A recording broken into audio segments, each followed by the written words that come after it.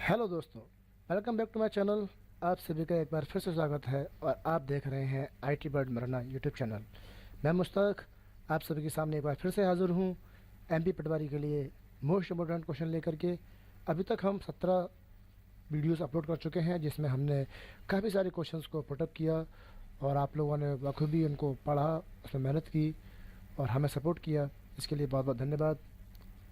और दोस्तों, जैसा कि हम पहले बता चुके हैं, मेरा सिर्फ एक ही मकसद है, जो लोग हिंदुस्तान के अंदर गरीब हैं, उनके पास पैसा नहीं है कि वो लोग जाकर के किसी भी कोचिंग पे जाके क्लास ले सकें या बुक भी ख़रीद सकें, उन लोगों के लिए मेरा ये वीडियो बनाना मेरा मकसद है। मैं उन्हें पढ़ाना चाहता हूँ, उन्हें कुछ बनाना चाहता हूँ।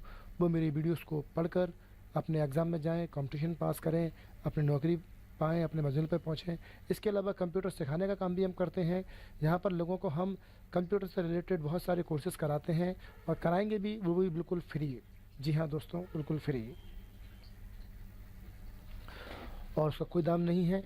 और जो मैं सीरीज चला रहा हूँ, उनके ऑब्जेक्टिव की जो पीडीएफ फाइल है वो भी मैं आपको डिस्क्रिप्शन बॉक्स में दे देता हूँ, ताकि जो लोग लिख नहीं सकते हैं वो वहाँ से अपनी पीडीएफ फाइल को डाउनलोड कर सकें, ताकि आपको लिखना ना पड़े, आपका टाइम बचे।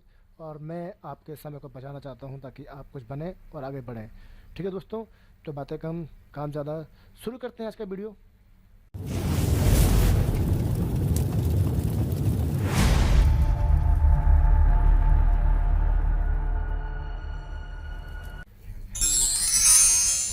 पहला क्वेश्चन, वह कंप्यूटर जिसका निर्माण प्रथम पीढ़ी कंप्यूटर से पहले हुआ।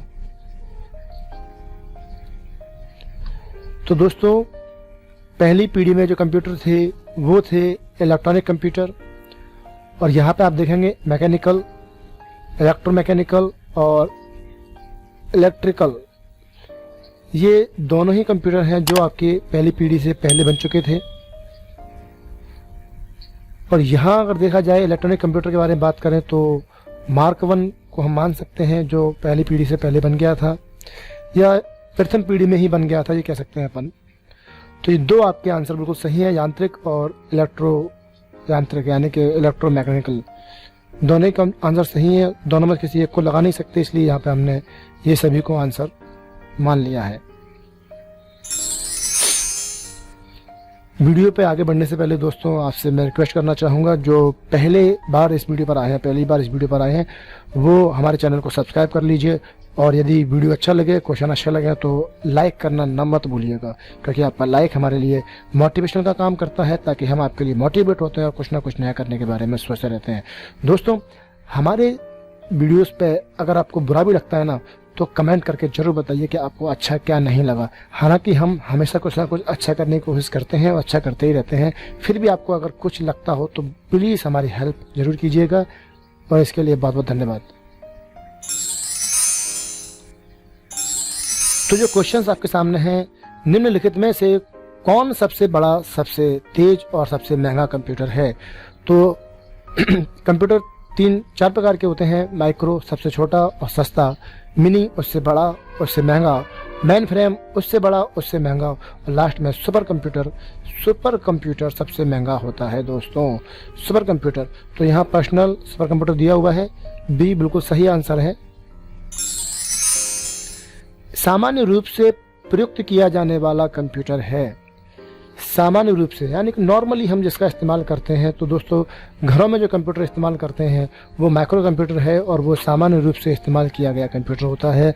यहाँ पर माइक्रो ऑप्शन नहीं दिया गया है, लेकिन आप देखेंगे एनालॉग कंप्यूटर, इसका इस्तेमाल इंजीनियरिंग क्षेत्र में किया जाता है, सामान्य क्षेत्र में इसका कोई इस्तेमाल नहीं है। डिजिटल कंप्यूटर, ये एक आपकी घड़ी पहने हैं, आप मोबाइल पहने हैं, वो सब डिजिटल कंप्यूटर होते हैं, और ये एक सामान्य रूप के लिए इस्तेमाल किए जा सकते हैं।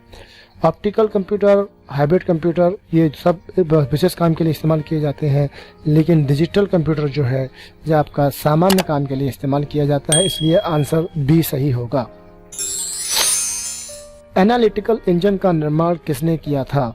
एनालिटिकल इंजन का निर्माण, मैंने बताया था कि चार्ल्स बेबेज के बारे में सब कुछ इम्पोर्टेंट है, आप अच्छे से याद कर लीजिएगा, क्योंकि चार्ल्स बेबेज ने डिफरेंस इंजन बनाया था और बाद में उसका नया रूप एनालिटिकल इंजन बनाया था। इनकी आप सन भी याद कर लें, सन 1822 इसमें बनाया था चार्ल्स बेबेज ने डिफरेंस इंजन सन 1822 में। और 1833 में बनाया था एनालिटिकल इंजन। तो आप इसे भी याद कर लें कि एनालिटिकल इंजन कब बनाया गया। तो एनालिटिकल इंजन 1833 में बनाया गया था। ये आप याद रखिएगा और याद कर लीजिएगा, ठीक है।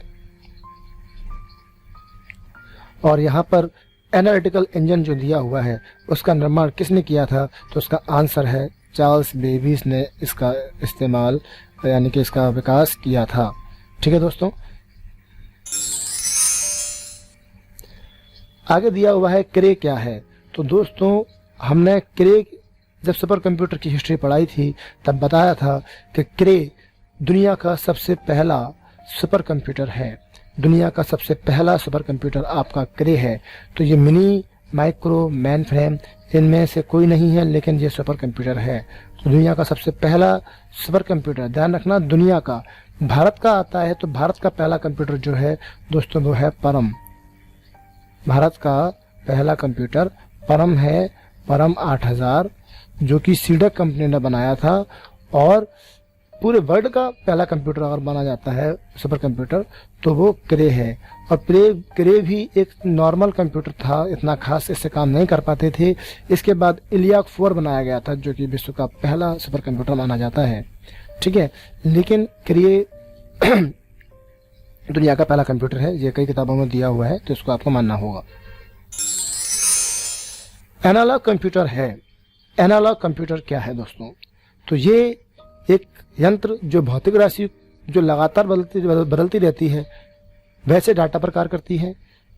यह एक अंकगणितीय उच्च स्तरीय भाषा है, या ये निम्न स्तर पर संप्रेषण यानी कि कम्युनिकेट करने का काम करता है, या ये सभी। तो एनालॉग कंप्यूटर जो होता है दोस्तों वो भौतिक मात्रा का ज्ञान तो कराता है। आप समझिए यह एक यंत्र है जो भौतिक राशि को लगातार बदलती रहती है वैसे डाटा पर काम करता है। यह एक अंकगणितीय उच्च स्तरीय भाषा है। अंकगणितीय उच्च स्तरीय भाषा जो नहीं है, ठीक है, ये उच्च स्तरीय भाषा नहीं है। और तो ये क्या है, ये एक प्रकार की लो लेवल लैंग्वेज इसे अपन कह सकते हैं। तो ये लो लेवल लैंग्वेज है, यानी कि ये आपका थर्ड ऑप्शन इसका बिल्कुल सही है।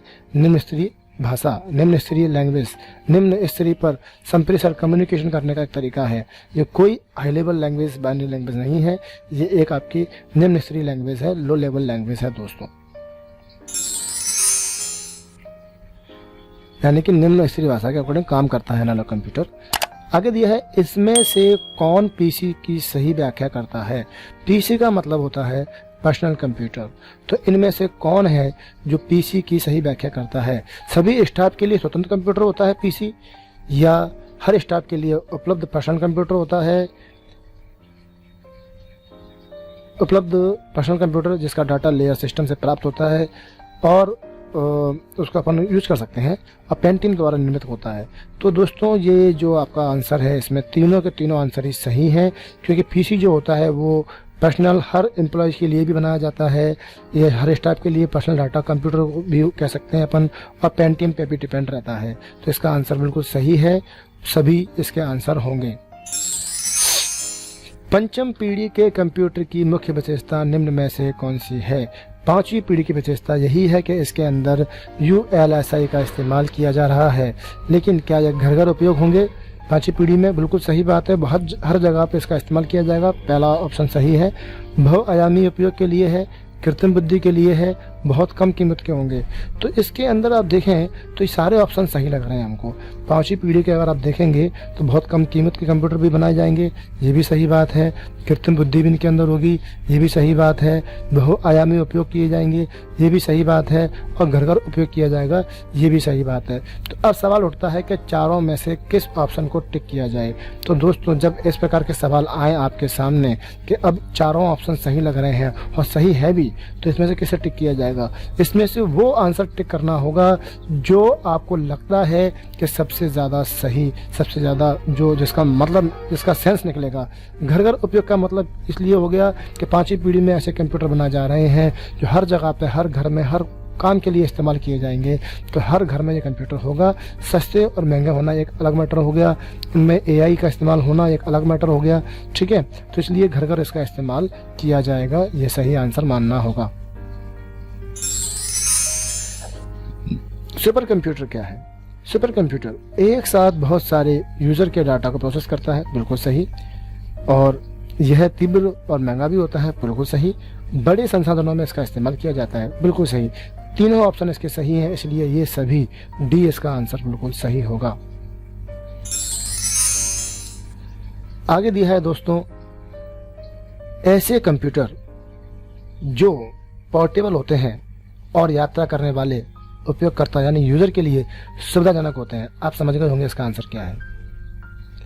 यात्रा नाम से आप समझ गए होंगे वो कंप्यूटर कौन से हैं जो यात्रा में इस्तेमाल किए जाते हैं। आप लोग भी करते होंगे। जी हाँ, बिल्कुल सही जवाब, लैपटॉप।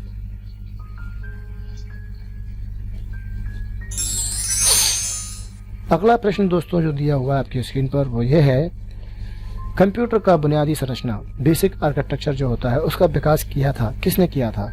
तो कंप्यूटर का जो बेसिक आर्किटेक्चर बनाया था, जिसको बेस मान के आज तक के कंप्यूटर बनाए गए हैं, वो सिर्फ एक ही है, कंप्यूटर के पिता यानी कि चार्ल्स बेबीज ने बनाया था। तो इस प्रकार के घुमा फिरा के क्वेश्चंस कोई भी पूछे जाएं, आपको कंफ्यूज नहीं होना है। ध्यान रखना है कंप्यूटर का बेसिक आरेख का मतलब हो गया जो कंप्यूटर बनाए गए हैं उनको डिज़ाइन करने के लिए दिया गया स्ट्रक्चर किसने बनाया सबसे पहली बार, तो उनका स्ट्रक्चर वही बनाएगा जो कंप्यूटर का पिता होगा। और कंप्यूटर का पिता एक ही है, चार्ल्स बेबीज। आप जानते हैं चार्ल्स बेबीज ने ही ऐसा किया है, तो चार्ल्स बेबीज इसका सही आंसर होगा दोस्तों। अगला क्वेश्चन, मल्टी प्रोग्रामिंग का प्रयोग किस पीढ़ी के कंप्यूटर से शुरू हुआ?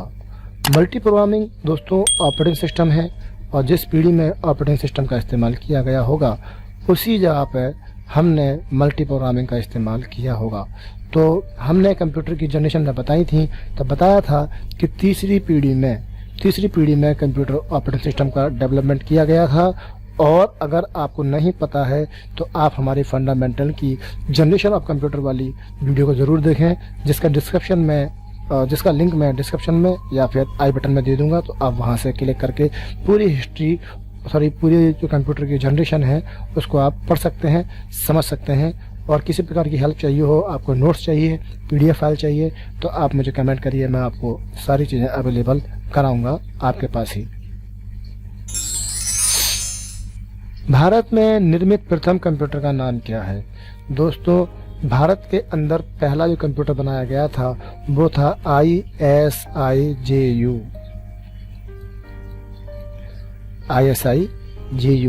ये ISI कंपनी और JU जादवपुर विश्वविद्यालय दोनों ने मिलकर बनाया था, इसलिए इसको ISIJU बोला जाता है। लेकिन ये एक कोई खास विशेष काम करने वाला कंप्यूटर नहीं था, इसलिए इसका नाम कोई नहीं जानता है। लेकिन जो पॉपुलर और सक्सेसफुल और व्यापक कंप्यूटर जो इंडिया में बना पहला, जैसे हम बोलते हैं सिद्धार्थ। कौन सा है? सिद्धार्थ। तो सिद्धार्थ इंडिया का पहला कंप्यूटर है। मेन फ्रेम कंप्यूटर के लिए मल्टिक्स ऑपरेटिंग सिस्टम कहाँ बनाया गया, यानी मल्टीटास्किंग जो ऑपरेटिंग सिस्टम है वो कहाँ बनाया गया? तो कंप्यूटर के अंदर जितने भी ऑपरेशन हैं, जितने भी प्रयोगशालाएं हैं, वो एक्सपेरिमेंट हैं, वो ज़्यादातर बेल लैबोरेटरी में किए जाते हैं। अगर आपको किसी प्रकार के लाइब्रेरी का वाले क्वेश्चंस का आंसर नहीं पता हुआ करे तो आप बेल लाइब्रेरी या बेल प्रयोगशाला आँख बंद करके लगा दें, आपका सही आंसर निकलेगा। ठीक है, तो कोई भी प्रकार का जो खोज हुआ है कंप्यूटर का वो सिर्फ ज़्यादातर 80% कह सकता हूँ मैं, 80% आपका जो खोज हुई है वो बेल लेबोरेटरी में हुई है। इसके अलावा AT&T प्रयोगशाला भी है, इसमें भी करते हैं, लेकिन ज़्यादातर प्रयोगशाला आपकी जो कंप्यूटर की हैं, जितने भी डेवलपमेंट हुए हैं वो आपके बेल लेबोरेटरी में हुए हैं, इसलिए यहाँ पर आंसर भी आपका बेल लेबोरेटरी होगा। सबसे तेज़ कंप्यूटर होता है, हम सब जानते हैं सुपर कंप्यूटर होता है, तो इसका आंसर एक ही है, वो है सुपर कंप्यूटर। चार्ल्स बेबेज के प्रथम मैकेनिकल कंप्यूटर को क्या नाम दिया गया था? चार्ल्स बेबेज के बारे में कोई ना कोई क्वेश्चन घूम फिर के आता रहता है। पहला मैकेनिकल कंप्यूटर कौन सा था, बाद में उसका नाम क्या कर दिया गया, कब बनाया गया था, है ना, चार्ल्स बेबेज ने क्या किया था, कंप्यूटर के पिता कौन है। चार्ल्स बेबेज की जो हिस्ट्री है उसको आप बड़े ध्यान से पढ़िएगा। हिस्ट्री का जो लिंक है वो भी मैं आपको डिस्क्रिप्शन में दे दूंगा, तो बड़ी ध्यान से उसको पढ़िएगा कि कंप्यूटर की जो हिस्ट्री है उसमें चार्ल्स बेबेज का क्या योगदान है। ठीक है दोस्तों, तो चार्ल्स बेबेज के प्रथम मैकेनिकल कंप्यूटर का नाम था डिफरेंस इंजन। क्या नाम था? Difference engine. तो यहाँ ना तो पाम टॉप दिया है, ये नहीं है, प्रोसेसर नहीं है, कैलकुलेटर नहीं है, पंच कार्ड नहीं है, यानी कि डिफरेंस इंजन है जो यहाँ पे दिया नहीं है, इसलिए इसका आंसर जो होगा इनमें से कोई नहीं होगा। ध्यान रखना, डिफरेंस इंजन, डिफरेंस इंजन इसका सही आंसर है दोस्तों, डिफरेंस इंजन। और बाद में इस डिफरेंस इंजन का नाम जो किया गया था वो किया गया था एनालिटिकल इंजन। क्या नाम दिया गया था? Analytical engine. मैंने आपको जो बताया था ना अभी कि 1822 में बनाया था, वही बनाया था, डिफरेंस इंजन ही बनाया था 1822 में, सॉरी 1822 में, और एनालिटिकल इंजन बनाया था 1833 में। ठीक है, तो ये दोनों ही डेट, इनकी सन, इनका नाम और किसने बनाया याद कर लीजिए, रट लीजिए, बहुत ज़्यादा इम्पोर्टेंट है, मोस्ट इम्पोर्टेंट है।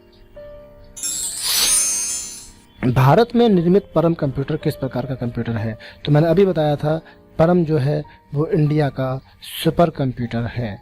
परम जो है वो दोस्तों इंडिया का सुपर कंप्यूटर है। तो यहाँ पे जिसका आंसर होगा वो सुपर कंप्यूटर होगा। अगला प्रश्न जो आपके स्क्रीन पर है दोस्तों वो ये है कि विश्व का सबसे पहला सुपर कंप्यूटर कब बनाया गया? अब पूछा गया है विश्व का पहला सुपर कंप्यूटर कब बनाया गया? तो दोस्तों विश्व का पहला सुपर कंप्यूटर जो बनाया गया था वो 1976 में बनाया गया था, 1976 में। इसके बारे में बात कर रहा था अभी मैं, एका के बारे में, वो यहीं बनाया गया था, वो इसी जगह बना हुआ है। जो 1920 मैं जो बताऊँ, अगर 1920 में एक सियमोर क्रे नामक वैज्ञानिक थे, उन्होंने काम करना शुरू किया था सुपर कंप्यूटर के ऊपर 1920 में। 1920 से लेकर के लगातार 40 साल तक काम करते रहे, 1960 तक ये काम करते रहे। तब जाके 1960 में इन्होंने सियमोर क्रे ने एक सुपर कंप्यूटर बनाया जिसका नाम था क्रे। सियमोर क्रे ने इसका नाम अपने नाम के हिसाब से रख दिया गया, क्रे कंप्यूटर नाम रख दिया। 1960 में बनाया था, और 1960 में बनाने के बाद इसको 1964 में लॉन्च किया था, 1964 में लॉन्च किया था। तो जो सुपर कंप्यूटर की जो सही ईयर है वो ये है, सुपर कंप्यूटर को कब बनाया गया?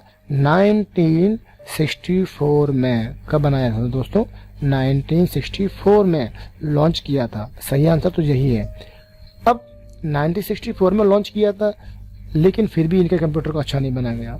फिर इसी कंप्यूटर में थोड़ा सा बेस मान का इनको डेवलपमेंट को इनको कॉपी किया, लोगों ने चेंजेस किया, इसमें कुछ मॉडिफाई किया, तब जा कर के इलियाक 4 बनाया गया। वो था दुनिया का पहला सुपर कंप्यूटर जो कि 1976 में बनाया था।